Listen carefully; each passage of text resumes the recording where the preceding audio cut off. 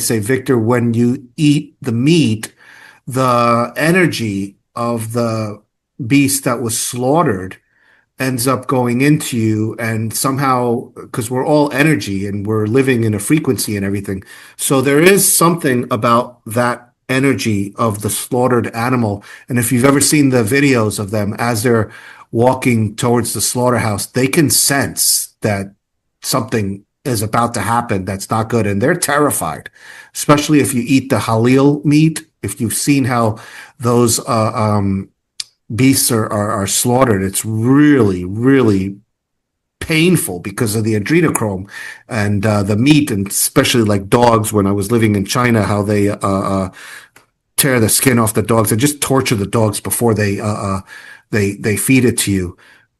Do you believe that? Do you believe that the energy of the animal that you're eating is brought into your existence? I 100% do. And, I've kind of felt the difference. Much more appreciation for animals once I stopped eating meat.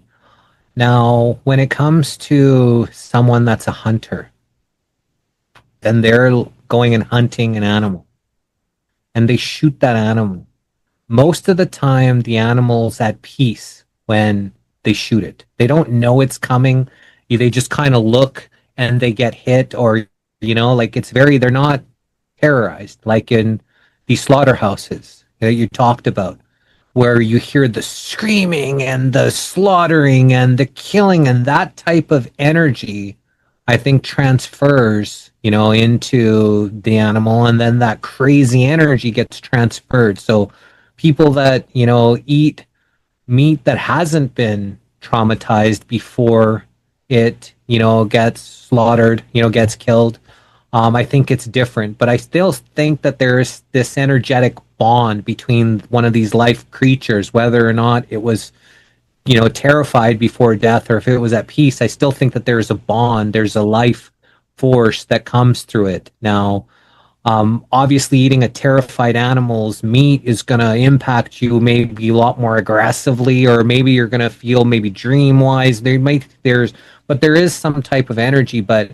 from what I'm aware of, halal, when you talked about, is they actually come up to the animal, it's at peace, they'll slice its throat without it being terrified, and then they pray over the animal. And that's the other thing. I know some hunters, when they go and they shoot the animal, they'll pray on the animal, they'll give thanks, thank you, creator, thank you for this food.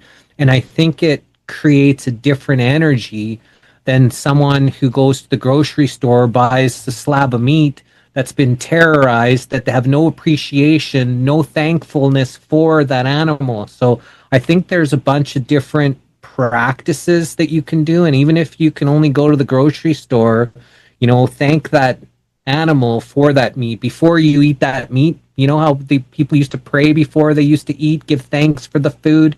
I think that causes, some energetic energetic bonds to, to give thanks to that food, before. It just helps you with that energy and thanking for that animal having to die. And I think we've lost touch with a lot of those practices. We lost touch with the value of what these animals are. I think that, animals, like how some certain religions think of us just as goyim, nothing like an animal. It's just the same as us thinking these animals are just nothing but food and they don't have the life.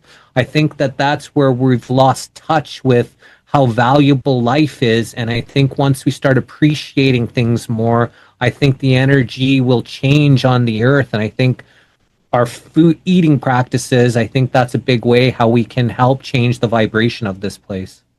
Wow, you're so right about changing the vibration of this place.